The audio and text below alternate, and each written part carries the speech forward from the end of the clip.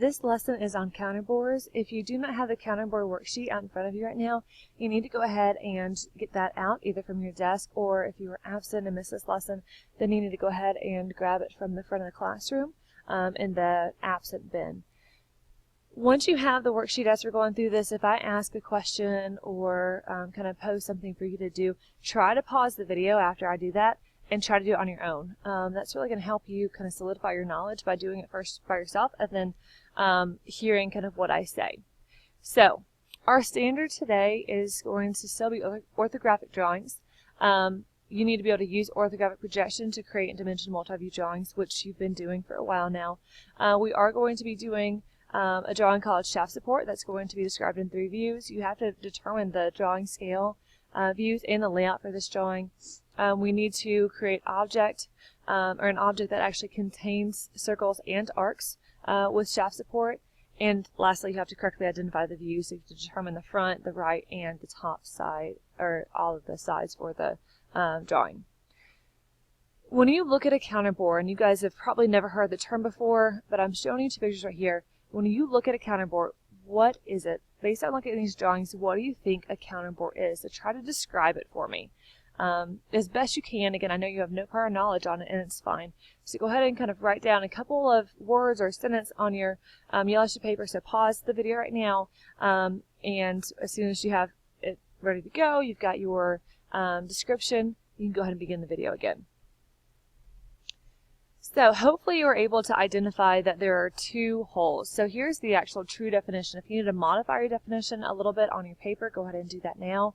So a counterbore is when there's 2 holes that are drilled into material. And so this could be wood, like we see right here, or it could be metal. There's other types of materials where we could see counterbores being used.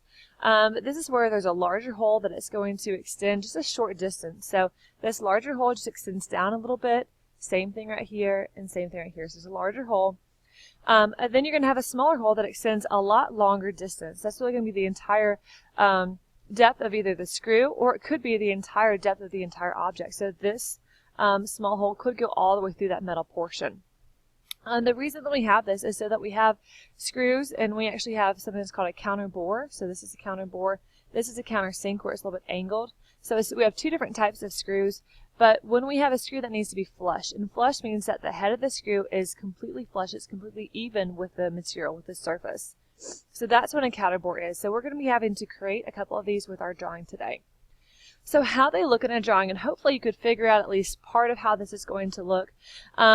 But in some of the multi-view drawings, especially in the one that we're going to be doing today and later on, you guys are going to see where we have counterbores. And really the best way to kind of know right off the top if you're going to be doing a counterbore is if you see the 2 holes and see one go back a short distance and the smaller hole go back all the way, or what we assume is all the way. So how is this going to look like on a front view, or even if the counterbore was on the top view or even on the right side, is wherever we could visually see the hole opening, where we could see the circles. On that view, we're just going to see circles. Then we're actually going to see this as a hidden line on the 2 other views, and you can see that here. So I'm going to go through shortly exactly how we project the lines up to get this, but hopefully it's kind of clear looking at the isometric drawing, and then how it looks on our multi-view drawings, how this is correct with how our hidden lines are placed. So before we even move on to how to actually draw this, we need to understand what this information that they give us for counterbores, what that actually means. So what do you think the diameter of 1 means? What is that talking about?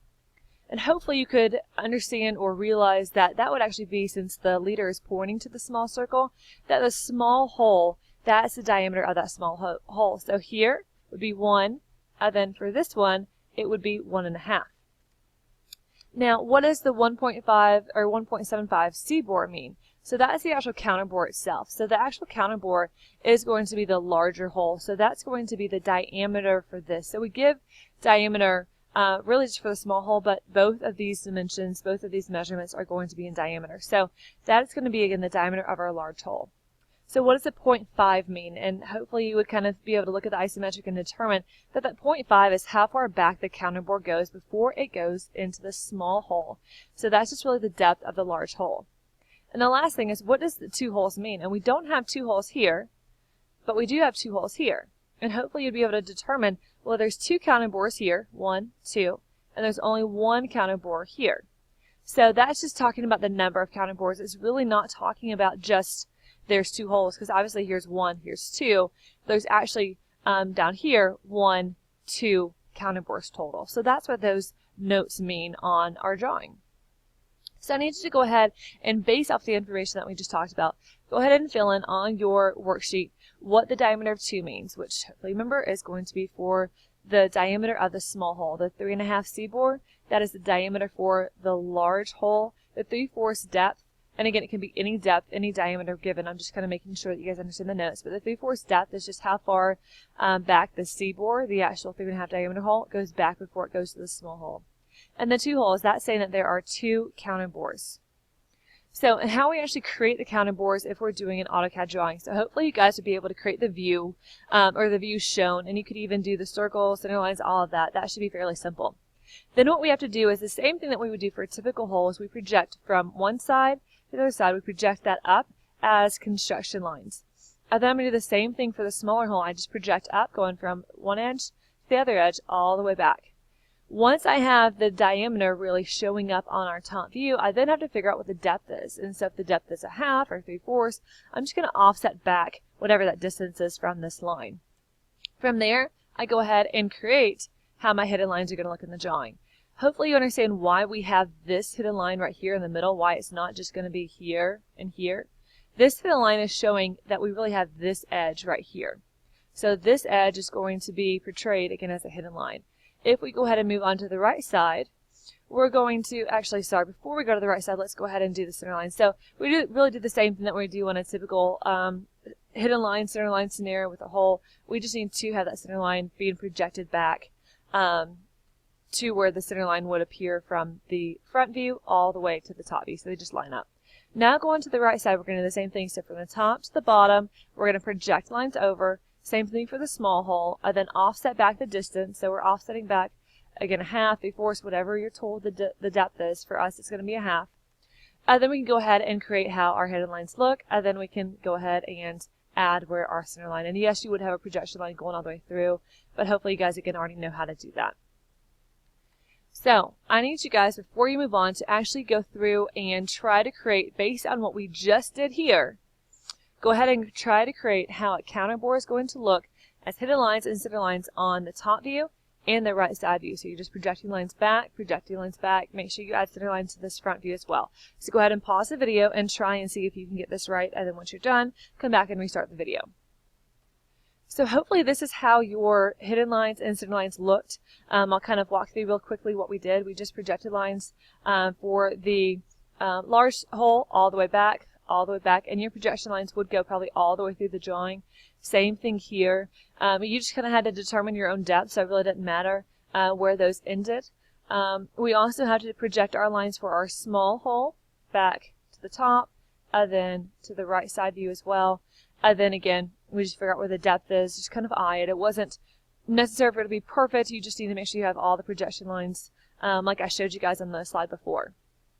Make sure you do have center lines. So you should have added center lines like this to the actual circles for the holes. Then just one center line going back, showing the direction of the counterbore, and same thing on the right side view. So hopefully all that makes sense. If you got anything wrong, you really need to come up and see me, and I'll try to explain counterbores a little bit better to you. So now what we need to do is go ahead and take a look at shaft support, which is the drawing that we're going to be doing today once this lesson's over. Please make sure that you flip to the back side of your worksheet. You may want to take a couple notes on the next few slides when we talk about shaft support. So the first thing that we need to do is figure out the overall height. Hopefully you can tell that we already have the width and the depth, but the height right here, this is not the full height of the drawing. So right now it's just saying 3. We have to determine how far it is from here all the way up to the very top, which you should be able to identify by looking at this radius dimension, that the radius is talking about this arc. So from the center point all the way to the top would be 1 5/8. So we can go ahead and add 3 and 1 5/8 and get 4 5/8 for the total height. Now we need to go ahead and look at the overall dimensions for shaft support, so the width, height, and depth, and determine if this is a full or half-size drawing. And you probably already guessed that it's half-size because I wouldn't be asking this question if it was full-size, but you need to go ahead and determine why it is either full or half.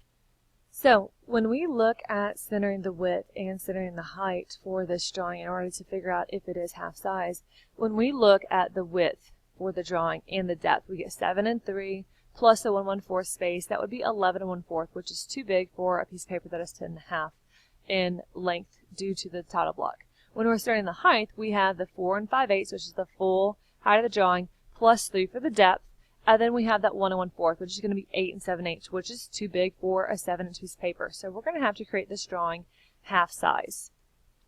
When you start doing shaft support, you do need to make sure that you have the A-Proto half size open in AutoCAD. Save it as shaft support, and then block out the 3 views. This is what we've been doing with our AutoCAD drawings, fairly simple and straightforward. Then you need to go ahead and create the drawings using the hidden lines, and it is going to be a little bit more complex with the hidden lines because of our counting board, so make sure that you get those correct. For the half size, and you may want to take a few notes on this for future reference when you start doing the drawing, and you should already have some notes on half size, but just to be on the safe side, I would go ahead and take these as well. You need to, when you open up your A-Proto half size, to double check and make sure that everything is actually correct, that you've saved everything as your dim scale is 2, so type in dim scale, enter, 2 enter. Same thing with the LT scale, and make sure that your snap spacing is set to 1/4. We're going to make sure that you don't draw this half size. I've had some students in the past that because it's a half size drawing, instead of doing like this 7, they'll cut it in half and do 3 1/2, and instead of this 3, they'll do 1 1/2. You need to draw it full size. Remember, we just kind of make sure everything else is twice as big. So title block is twice as big. When we print it, it's twice as big. So make sure that you draw this full size. Something you do need to write down, because this is different. The space between the views, instead of it being 1 1/4, is going to be 2 1/2. Hopefully that makes sense. The text height, you need to go ahead and make sure that that is 1/4 of an inch. So you are going to be adding text. That's how we get this information here. So you do a diameter leader, and then you add text for 2 C-bore, half deep, 2 holes. Center lines, you're going to be lengthening center lines. So please make sure you lengthen the center lines past the arc, not just the circle. 3/4, 3/4. Same thing here, past the object, 3/4, because this is the entire height of the hole. So we need to go 3/4 from where it starts and 3/4 where it ends. When you insert the title block, you need to make sure the scale is at 2. So change the X and Y scale to 2. And when you print, instead of printing 1 to 1, you need to print 1 to 2. And then you should be good for creating this drawing half size. So this is how the drawing should look when you get done with it. I know I just had that on the earlier screen, but look at where my counting boards are and look at how few dimensions I really need, because even though it's fairly complex, there's really not much to it other than a lot of hidden lines. And we have all of that information in one note right here. If you have any questions about how I did anything, please come up and ask me. If you did struggle with the one where I let you guys practice on your worksheet, you really need to come up and get a little bit of extra help with counting boards before moving on. So go ahead and create this drawing, upload to Schoology when you finish, and then again, as always, if you have questions, come and let me know.